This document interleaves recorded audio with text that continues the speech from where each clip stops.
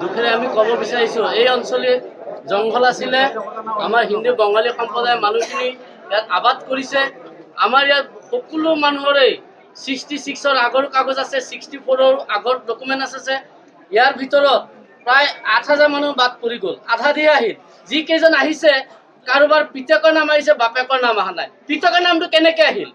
বাপেকৰ লিগেসি দিয়ে আহিব লাগে সেই কাৰণে আপোনালোকক কৈছো যে আমি চৰকাৰক অনুৰোধ জনাইছো আমি এই সংক্ৰান্ত যদি আমাৰ নামখিনি আকৌ কোৰ্টত যাবলগীয়া হয় আদালতত আমি আদালতত নাযাম আমি উপায়ুক্তৰ কাৰ্যালয়ত ধৰ্মা দিম আত্মজা দিম আমি ইয়াৰ বাহিৰে আমাৰ গত্যন্ত উপায় নাই যিকি দুখীয়া মানুহ খেতি কৰি আছে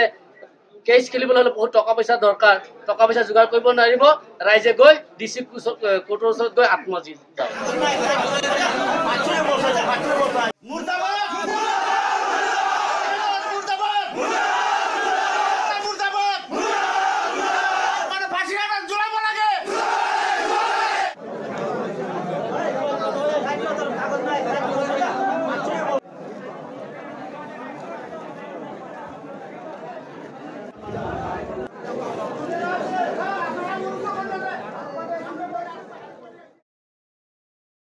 Do support us